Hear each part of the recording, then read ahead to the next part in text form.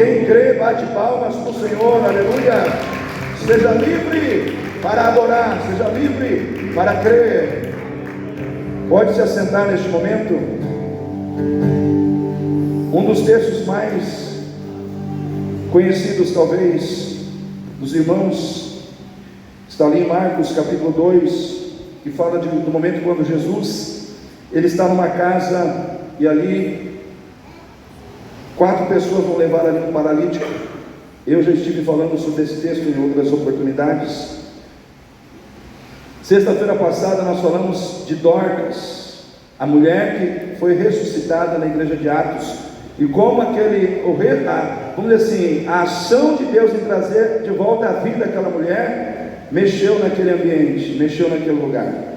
E nós vamos continuar falando desse Deus que cura, que restaura, que opera.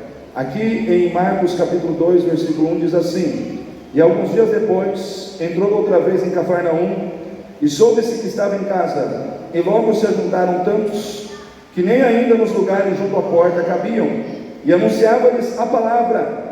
E vieram ter com ele, conduzindo um paralítico trazido por 4, e não podendo aproximar-se dele por causa da multidão, descobriram o telhado onde estava, e fazendo um buraco, baixaram o leito em que jazia o paralítico.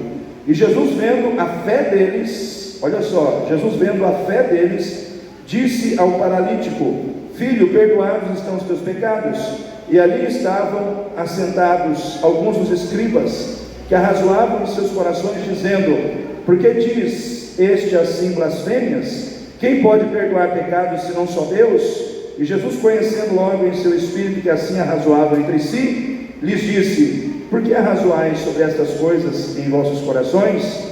Qual é mais fácil dizer ao paralítico: estão perdoados os teus pecados? Ou dizer: levanta, toma o teu leito e anda?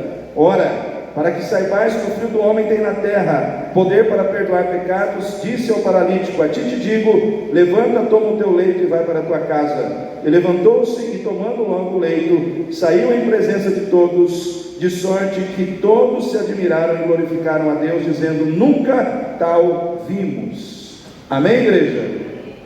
Irmãos, quando você pega aqui esse capítulo 1 até o capítulo 2 de Marcos, do versículo 21 do capítulo 1, você vai ver que Jesus ele entra numa rota de curas, de transformações e de milagres. Você vai ver que ali Jesus, ele entra em Cafarnaum pela primeira vez, e de imediato já trazem para ele pessoas doentes. Aparece ali na sinagoga um homem que tinha um espírito maligno, e aquele espírito maligno chega para Jesus e diz: que temos nós contigo, Filho de Deus? Sabemos que tu vens à terra para nos incomodar. E Jesus disse a ele: cala-te e sai dele.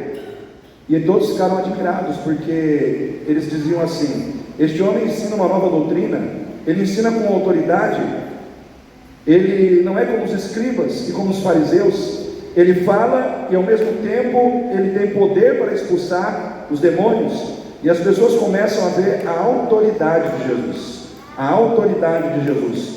Mais adiante, ele sai da sinagoga, vai à casa de Pedro, e lá sua sogra está enferma, e eles pedem para Jesus para que ele a cure. E mais uma vez a autoridade de Jesus é evidenciada ali na cura daquela mulher. E assim prossegue-se a caminhada de Jesus até chegar ao capítulo 2, quando ele volta a Cafarnaum, e aqui novamente ele está numa casa, e a casa fica cheia, porque onde estava Jesus, todos queriam estar ali. Jesus atraía para si uma grande multidão, e as pessoas que estavam ali estavam ouvindo a sua palavra.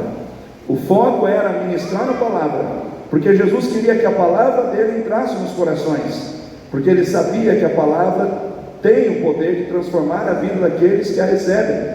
Porém, 4 homens apareceram ali, trazendo um paralítico, e como não conseguiam chegar até Jesus pela porta, entraram pelo teto, fizeram um buraco no teto, baixaram a cama, e Jesus, vendo a fé daqueles homens, disse ao paralítico: perdoados são os teus pecados.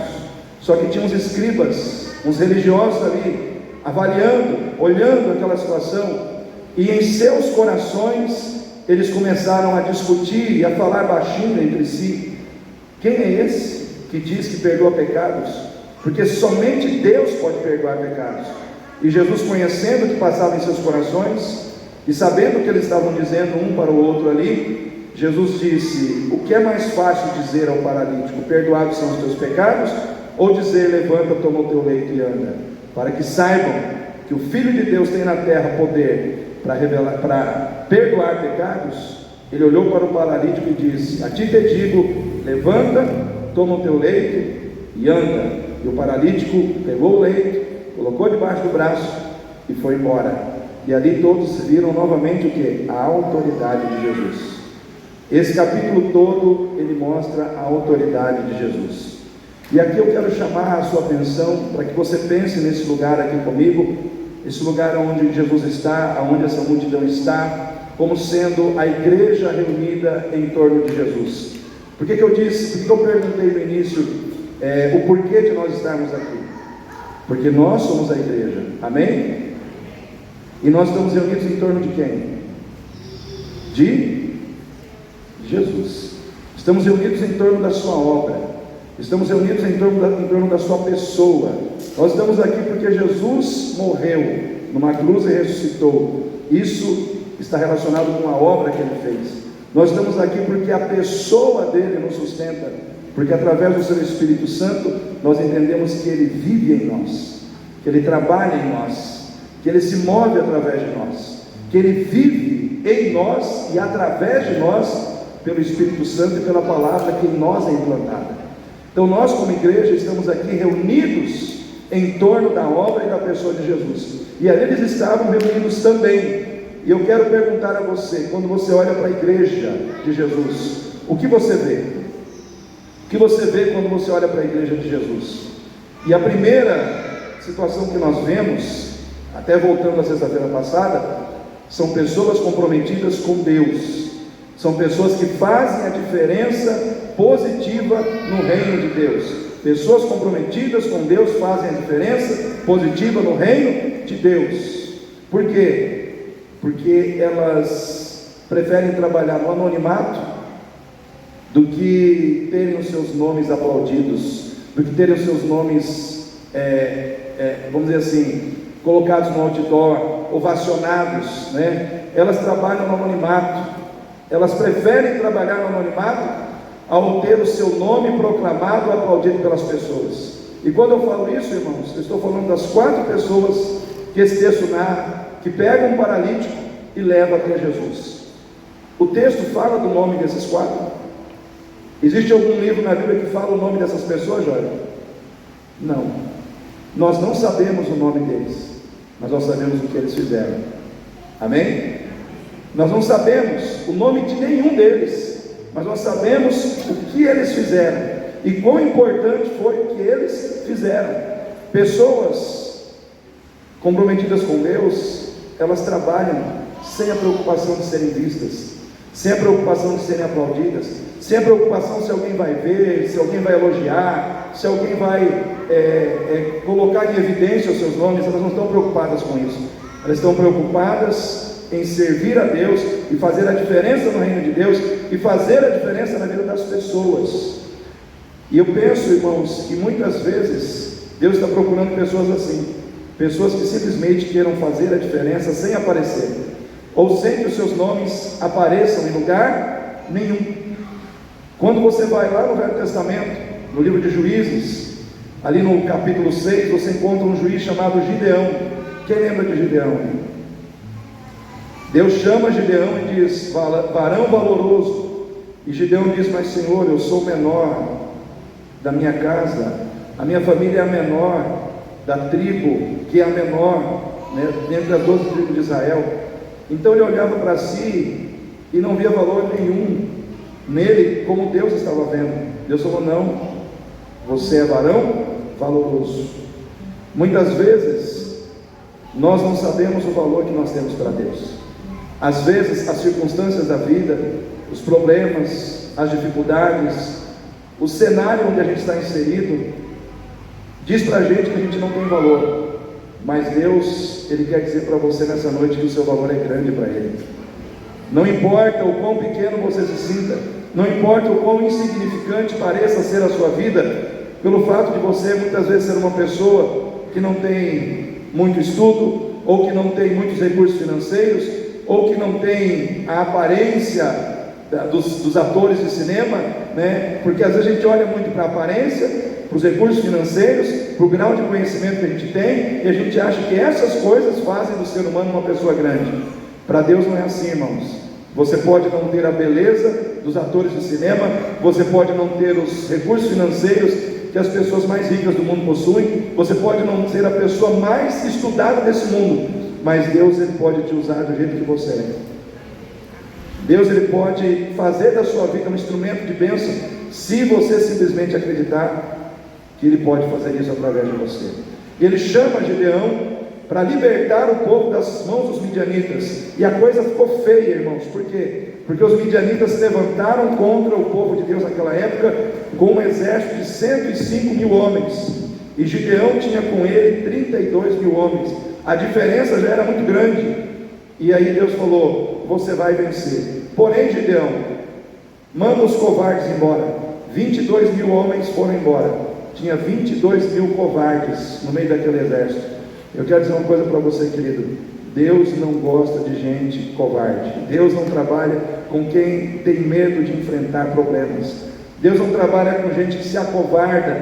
Na hora em que tem que avançar, recua. Na hora que tem que enfrentar, foge. Deus não trabalha com pessoas covardes. Então eu quero dizer para você nessa noite: não se acovarde. Não permita que o medo das circunstâncias, dos problemas, seja mais forte que a sua fé no Deus que você serve. Por maior que seja o problema, ele nunca será maior do que Deus. Por pior que seja a circunstância, ela nunca será mais poderosa do que o Deus que você serve. Então tenha coragem, né? Não recue, não volte para trás, porque as coisas estão difíceis. Mas 22 mil homens voltaram, ficaram 10 mil. Deus falou: ainda é muita gente. Ou seja, 105 mil contra 32 mil já era uma diferença muito grande. Quantas pessoas tem aqui da Uana, Thaisa? Tem 100 mil lá? Vamos imaginar que você junta terrenos aqui da Uana aí para dar uns 105 mil homens, não sei, né? É muita gente. O exército inimigo era isso. Peça numa aqui da Uana, terrenos, vindo contra o povo de Deus. Tinha só 10 mil homens. Deus falou: manda o povo beber água. Aí o negócio ficou mais complicado, porque o Senhor falou assim: depois que o povo bebeu água, Deus falou: você só vai separar aqueles que pegaram água na mão e levaram na boca. Aqueles que foram no rio e mergulharam na água e beberam água que nem o cão, esse você vai dispensar. E aí foram dispensados 9.700 homens. Só sobrou 300. Foram só 300 que pegaram a água e levaram na boca. Irmãos, o que representa a pessoa que vai na água e bebe a água sem se preocupar? É aquele que não está preocupado em fazer a obra de Deus com atenção.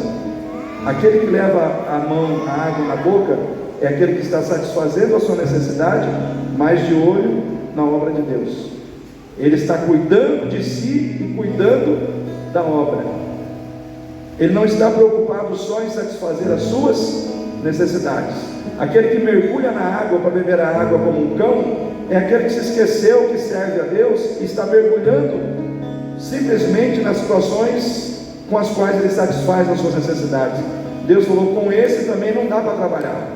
Só com aquele que pega a água na mão, porque ele está com o olho na necessidade, mas está com o olho no reino. Olho na necessidade, mas com o olho no reino. Deus falou: com esses 300 eu te darei a vitória. Aí eu pergunto para os irmãos: existe algum lugar que aparece o nome dos 300? Eles estavam escondidos no meio de uma multidão de covardes, no meio de uma multidão de gente que estava fazendo a obra de Deus de qualquer jeito. Eles estavam escondidos lá. Ninguém estava vendo eles, mas Deus estava. Deus estava vendo aqueles homens. Deus estava olhando para aqueles homens. Deus estava vendo o valor daqueles homens.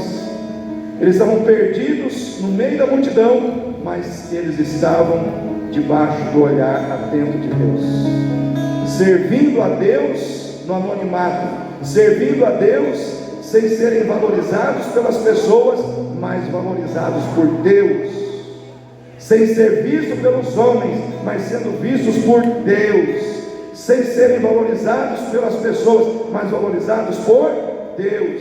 Só que no momento, quando eles foram para o campo de batalha com Gideão, e eles conseguiram voltar de lá vitoriosos, todos viram o valor que eles tinham, todos tiveram que reconhecer o valor que eles tinham, o valor que Deus já tinha visto neles, mas que eles não tinham visto. Eu quero dizer para você aqui nessa noite, você que muitas vezes está quietinho no seu canto, vem, ora, busca, serve a Deus, aparentemente ninguém está te vendo, aparentemente ninguém está dando valor ao que você está fazendo.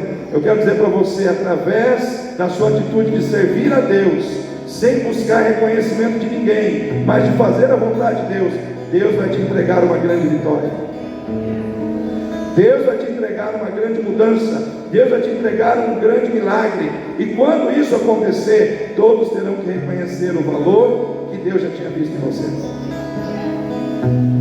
Porque, irmãos, pessoas que fazem a diferença são aquelas que aparentemente não estão sendo vistas, não estão nos outdoors, estão muitas vezes escondidas, mas fazendo a diferença, fazendo a diferença, fazendo a diferença. Eu vejo hoje, irmãos, tem muita gente aí que está nos outdoors que estão caindo, muita gente que está na mídia, cujos nomes se tornaram nomes de celebridade e estão caindo, porque chegou o tempo de Deus levantar os Josués, chegou o tempo de Deus começar a levantar aqueles que ninguém está vendo. Por quê? Porque eles não estão preocupados em serem vistos pelos homens, estão preocupados em serem vistos por Deus.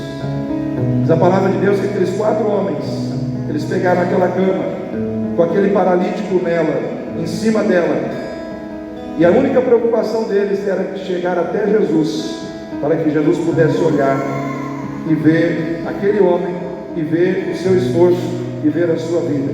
Eles não estavam ali para fazer bonito para os outros, eles estavam ali para fazer bonito para Deus. Eu quero te perguntar para você aqui nessa noite, quem você quer impressionar? Deus ou as pessoas? Pergunta para o seu irmão aí, você quer impressionar quem? Às vezes nós estamos preocupados demais com as pessoas, estamos preocupados demais com o que as pessoas pensam a nosso respeito, estamos preocupados demais com a opinião dos outros, e não estamos preocupados com o que Deus pensa sobre nós. Eu quero dizer para você, querido, você pode ficar escondido o tempo que for, na hora certa, Deus vai mostrar quem você é. Na hora certa, Deus vai revelar a sua espiritualidade, o valor das suas orações, o valor do seu testemunho, o valor da sua fidelidade será revelado diante das pessoas. Porque o que nós fazemos para Deus, Deus não esquece. Amém? O que nós fazemos para Deus, Deus não esquece. Na hora certa, no momento certo, a gente vai entrar em cena, para que Deus possa fazer algo maravilhoso através das nossas vidas. Você que está aqui, você não está aqui à toa, você está aqui porque Deus tem um propósito na sua vida. Você está aqui porque Deus tem algo para fazer em você e através de você. Pessoas que fazem a diferença são aquelas que fazem a diferença porque creem que todo esforço, toda ação que elas estão desenvolvendo vai terminar em milagre. Vai terminar em milagre. Eu estou me esforçando, eu estou carregando essa cama, eu estou abrindo esse buraco no teto, eu estou fazendo todo esse trabalho, mas tudo isso aqui vai valer a pena. Por quê? Porque vai terminar em milagre. O fim, o resultado final, justifica todo o esforço que foi feito antes. Vale a pena você estar aqui para que Deus faça um milagre na vida do seu filho lá na sua casa? Sim ou não, irmãos? Quem crê que vale a pena, levanta a mão. Vale a pena você vir orar? Vale a pena você vir ao templo para ouvir a palavra de Deus? Vale a pena você se ajoelhar diante de Deus e pagar o preço da oração, o preço da busca? Vale a pena você pagar o preço do jejum? Vale a pena você pagar o preço de estar presente na casa de Deus, no maior número de cultos possíveis, para se encher da palavra e dar a Deus a adoração que lhe é devida? Eu digo para você, vale.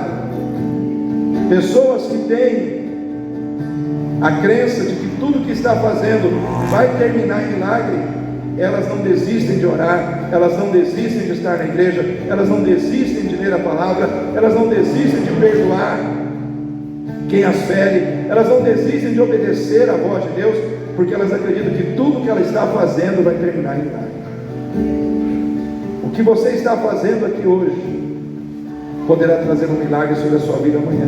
Amém? A sua atitude de estar aqui hoje, o seu esforço, ela pode terminar com um desfecho maravilhoso amanhã. Você tem que crer que todo esforço de fé será recompensado por aquele que contempla a nossa fé. Sua fé, Jesus contemplará. Tem um hino que diz: minha fé Jesus contemplará, tudo que Jesus promete dá. Ele vê o coração e responde à petição. Sua fé Jesus contemplará. Eu quero declarar para você, querido, a sua fé está sendo contemplada nessa noite. Cada suspiro seu diante do Senhor, cada esperança que sobe do seu coração em direção ao trono de Deus. Às vezes você está sentadinho na sua cadeira e está dizendo: Senhor, Senhor, eu estou crendo que vai ter mudança lá em casa, Senhor. Senhor, eu estou crendo que o Senhor vai fazer uma obra na vida do meu marido. Senhor, eu creio que o Senhor vai mexer naquela situação financeira lá em casa. Eu acredito, Senhor, que o meu filho que está longe da Tua presença, pelo fato de eu estar aqui hoje, o Senhor vai mexer na vida dele lá. Não importa onde ele está, o Senhor vai lá, o Senhor vai mexer na vida dele. E tudo isso que está no seu coração sobe como expressão de fé ao Senhor. Deus contempla até o seu suspiro. Deus sabe o que passa no seu coração, porque o seu Espírito sonda a nossa alma, o seu Espírito sonda o nosso ser, irmãos. Como disse o salmista: se eu descer as profundezas do abismo, ali o Senhor está. Se eu subir à altura da alva, lá o Senhor está também. Para onde me irei do teu Espírito, se o Senhor está em todos os lugares? Não tem como você fugir de Deus. Deus sabe quem você é. Muitas vezes Deus está esperando apenas que você se esforce mais um pouco. Jesus não curou todos os leprosos, Jesus não curou todos os cegos, mas aqueles que se esforçaram e buscaram nele a cura, saíram da presença dele curados. Porque muitas vezes, irmãos, o segredo da nossa vitória está na nossa capacidade de demonstrar a Deus a fé que Ele quer ver. Porque tudo é possível àquele que crê. É uma sentença bíblica. Se você crê, preste atenção no que está revelado nessa palavra. Tudo é possível àquele que crê. Está dizendo para mim e para você que não tem nada que não seja possível, se você crê. Não existem barreiras que não possam ser vencidas, não existem problemas que não possam ser superados, não existem impossíveis que não possam ser realizados, se você crê. Porque tudo é possível ao que crê. Então eu estou aqui para dizer para você o que a palavra de Deus diz: não jogue a toalha, não entregue os pontos. Pessoas que fazem a diferença são aquelas que acreditam que tudo que elas fazem vai terminar em milagre no final. Eu quero dizer para você, querido, tudo que você está fazendo aqui, suas orações, sua dedicação a Deus, tudo aquilo que você está fazendo lá fora, em obediência à palavra de Deus, vai terminar em milagre, vai ter milagre de salvação na tua casa, amém? Amém, irmãos? Vai ter milagre de transformação de coração e de mente na tua casa, vai ter milagre de cura na tua casa, vai ter milagre em nome de Jesus. Eu quero profetizar isso na sua vida nessa noite, em nome de Jesus. Porque, querido, você não precisa de alguém que diga para você não ter fé, porque o mundo faz isso por você todos os dias. Todos os dias o mundo diz para você que não vale a pena estar na igreja. Todos os dias o mundo diz para você que as coisas não vão acontecer. Pois eu estou aqui para dizer o contrário. Estou aqui para dizer que Deus pode fazer as coisas acontecer. Que Ele é poderoso para mudar situações que nós não podemos. Pessoas comprometidas com Deus fazem a diferença porque elas amam influenciadas pelo amor de Cristo e por amor a Cristo. Pessoas que fazem a diferença são aquelas que amam, exercitando o amor de Cristo e amando a Cristo. Esses homens aqui, eles tinham amor por aquele que estava paralítico, porque o amor de Cristo em nós, irmãos, ele faz com que a gente não olhe só para a gente mesmo, mas faz com que a gente olhe para o outro. A gente precisa ver o outro. A gente não pode ficar olhando só para as nossas necessidades, só para aquilo que a gente quer. Às vezes a gente precisa olhar para o outro. A gente precisa olhar para a necessidade do outro. O amor de Cristo coloca no seu coração a preocupação de ajudar o outro, de levantar o outro, de ser um instrumento de Deus na vida do outro. E foi isso que eles fizeram. Eles olharam para o outro e disseram: o outro é responsabilidade nossa. O outro precisa de cura e nós sabemos que Jesus pode curar. Quando nós amamos em Cristo, nós olhamos para o outro. Pergunta para o seu irmão: você tem olhado para o outro? Às vezes nós precisamos olhar para o outro que não consegue andar, que não consegue estar na igreja, que não consegue buscar a Deus, mas Deus colocou você na vida dele para você ser a pessoa que vai levar ele até Deus. Deus colocou você na vida dele para que você seja as pernas dele, para que você seja a pessoa que vai conduzi-lo até aonde Deus se encontra. E nós precisamos olhar para o outro, irmãos. Quem é movido em amor se concentra na vida daquele a quem ama. Amém? Quem é movido por amor concentra a sua atenção na vida daquele a quem ama. Se tem preguiça, se tem indiferença, se tem cansaço, tudo fica para trás. Sim ou não? Quando a gente está concentrado em amor, a gente deixa a preguiça de lado, a gente deixa o cansaço de lado, a gente deixa a indiferença de lado. Por quê? Porque o amor nos impulsiona a ir em direção àquele que é o alvo do nosso amor. Foi isso que aqueles homens fizeram.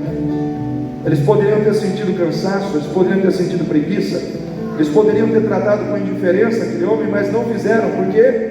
Porque o amor que estava no coração deles não permitiu.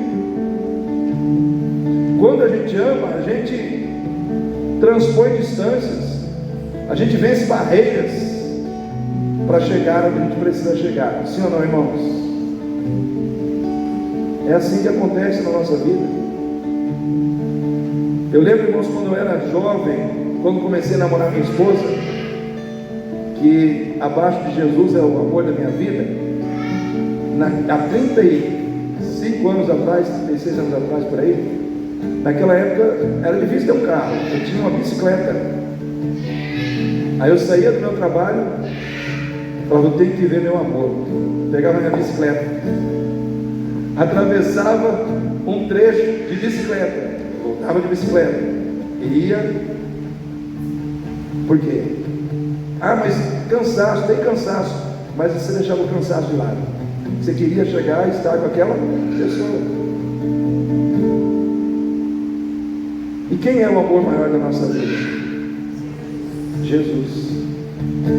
Será que muitas vezes você está vencendo sua preguiça, você está vencendo seu cansaço, você está vencendo as suas indisposições só para estar com Jesus?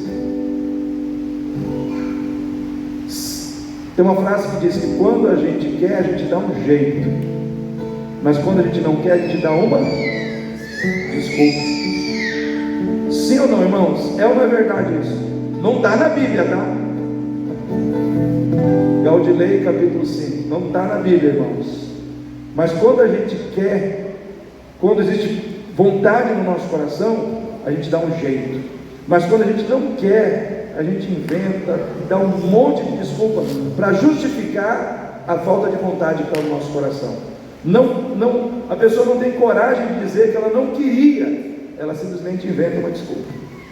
Irmãos, não houve desculpa naquele dia, houve ação, uma ação de amor para carregar um homem pelas ruas. Imagina, eu, o irmão Jorge, o Carlinho, o Jonas, pega a cama de um irmão. Vamos imaginar que esse irmão tem o corpão do irmão Adalto, assim, né? Cara pesado, né? Um homem de peso. E aí a gente vai. Não, mas a gente ama esse irmão. E a gente acredita que vale a pena carregar. Por quê? Porque Jesus vai fazer a obra. Porque Jesus vai operar na vida dele. Porque Jesus vai levantar ele. Isso é o amor em ação. Isso é o amor em ação. E nós, como pessoas comprometidas com Deus, precisamos demonstrar isso na nossa vida. Amém, irmãos? Nós precisamos ser pessoas que, ao invés de darmos desculpa, nós damos um jeito. Porque quando eles chegaram lá diante da casa, não tinha como eles passar. E aí, o que eles fizeram? Eles deram desculpa ou deram um jeito? Eles deram um jeito. Subiram em cima do telhado, abriram o telhado da casa. Imagina se carregar na rua uma cama é difícil. Imagina subir uma cama num telhado, numa casa. Mas eles deram um jeito. Eles deram um jeito. Eles se esforçaram para que aquela vida fosse curada, aquela vida fosse restaurada. Por isso eu digo para vocês que pessoas comprometidas com Deus, que fazem a diferença no reino de Deus, elas não são vencidas pelos obstáculos, elas vencem os obstáculos pela fé. Quais são os obstáculos que você tem que vencer para poder chegar onde você precisa chegar? Existe um destino para você, existe um alvo que você tem que alcançar, mas tem um obstáculo. O que você tem feito para vencer os obstáculos? Quais são os obstáculos que estão impedindo você de avançar? Você tem que vencê-los. Sejam obstáculos internos, sejam obstáculos externos, eles precisam ser vencidos mediante a sua fé no Senhor. Amém? Amém, igreja? Pessoas comprometidas com Deus vencem os obstáculos. Pessoas comprometidas com Deus fazem a diferença porque elas investem na amizade para carregar alguém hoje e talvez ser carregado amanhã. Quem carregou aquele homem foram seus amigos. Sabe quem que vai te carregar na hora da dificuldade? Os seus amigos. Então eu quero dizer para você nessa noite: invista na amizade, construa relacionamentos fortes com as pessoas. Não viva de relacionamentos superficiais, onde você vive só no coleguismo, porque colega não carrega ninguém, amigo sim. Ah, esse aqui é meu colega, já disse que o relacionamento é bem superficial. Esse aqui é meu amigo, porque o amigo é aquele que está com você não somente nas horas de comemoração, de celebração, mas principalmente nas horas de dificuldade. Tem uma frase que diz que na prosperidade os seus amigos te conhecem, sim ou não? Mas na dificuldade você conhece seus amigos. Quando você está por cima, todo mundo é seu amigo. Quando você está por baixo, poucos são os seus amigos. Porque ninguém quer ser amigo de quem está por baixo. Todo mundo quer ser amigo de quem está por cima. Então aqueles homens, eles eram amigos daquele homem. Por quê? Porque eles eram amigos de alguém que estava por... Porque é preciso você ser amigo de alguém para não abrir mão daquela pessoa por causa dos seus problemas. Porque nós vemos um mundo hoje onde as pessoas não querem problema. Sim ou não, igreja? Ah, eu já tenho muito problema, eu vou me envolver com o problema dos outros? Estou fora, né? É assim que as pessoas falam. Eu já tenho muito problema para me resolver, agora eu vou me envolver com o problema de mais um? Não. Quando a gente tem amizade de verdade, a gente tem os nossos problemas, mas a gente abre espaço para cuidar do problema do outro. E é isso que muitas vezes Deus quer de mim e de você. Amém? Quem quer ser comprometido com Deus aqui? Na igreja do Senhor tem gente comprometida com Deus e faz tudo isso. Na igreja do Senhor também tem pessoas que fazem só volume, ao invés de fazer a diferença. Primeiro tem as pessoas que fazem a diferença porque têm compromisso com Deus, mas também tem aquelas que só fazem volume, ao invés de fazer a diferença. Quem são essas pessoas? A multidão que estava lá fora. Tinha uma multidão lá fora, sim ou não, irmãos? Mas eles ajudaram aqueles homens? Eles não abriram um caminho para eles passarem? Não saíram? Não fizeram nada. Eles estavam lá só assistindo. Tem gente que está na igreja só assistindo. Gosta de assistir a pregação, gosta de assistir os outros trabalhar. Só assiste. Assiste, mas não faz nada além de assistir. Eu quero dizer para você, querido, Deus não te chamou só para assistir, Deus te chamou para fazer a diferença. É tempo de nós pararmos de ficarmos assistindo quem está trabalhando, de assistirmos quem está orando, de assistirmos quem está se envolvendo com o ministério na igreja. Está na hora de a gente dizer: não, eu vou me envolver também. Então não fique só assistindo. Diga: eu não vou assistir, eu vou fazer. Eu não vou só assistir, eu vou ajudar. Amém, igreja? Terceiro, na igreja do Senhor também nós vemos as pessoas que criticam e julgam e fazem a diferença negativa. Quem são as pessoas que criticam e julgam? Os religiosos, aqueles que estavam ali só para julgar, aqueles que estavam ali só para ficar olhando para os outros e julgando os outros e medindo o que é de Deus, o que é... isso aqui não é de Deus, isso aqui é de Deus, isso aqui não é de Deus. Sabe aquelas pessoas que ficam... Tem esse tipo de pessoa na igreja, irmão? A pessoa que fica julgando o irmão, julga a irmã, julga o outro, julga o culto, julga a música, julga o pregador, julga todo mundo. Esse tipo de pessoa não faz diferença positiva nenhuma. E tinha lá algumas pessoas assim, e Jesus olhou para o coração dessas pessoas e viu o coração dessas pessoas e corrigiu essas pessoas. E eu fico pensando, irmãos, que muitas vezes tem pessoas assim dentro da igreja que muitas vezes serão corrigidas por Deus, e Deus sabe corrigir, né? Para despertar, para abrir a mente, para tirar do coração o engano, para tirar do coração pensamentos errados, disposições erradas que muitas vezes estão lá dentro, que ninguém está vendo, mas Jesus vê. Eu quero dizer para você, querido, tudo de ruim que está dentro de nós, não estou falando só de você, está dentro de nós, Jesus vê. Nós podemos esconder dos outros, mas a gente não consegue esconder nada de Deus. Ele vê quem nós somos por dentro, e não somente quem nós somos por fora. Se a gente é uma pessoa julgadora, se a gente é uma pessoa que gosta de apontar o dedo, se a gente é uma pessoa que gosta de falar dos outros, mesmo que seja em pensamento, Deus sabe. E muitas vezes Ele, no momento certo, Ele dá um puxãozinho de orelha na gente, não porque Ele quer nos maltratar, mas porque Ele quer nos corrigir. E quando Ele nos corrige, Ele nos ama, porque correção também é amor. Quem é pai aí? Quando seu filho erra, você corrige?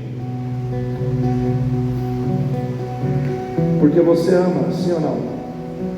Se nós corrigimos os nossos filhos, por que nós não queremos ser corrigidos? Né? Nós corrigimos os nossos filhos porque eles erram, porque eles falham, porque eles fazem o que não deve ser feito. Deus também nos corrige, né? Porque Ele é Pai e Ele sabe perfeitamente como tratar conosco.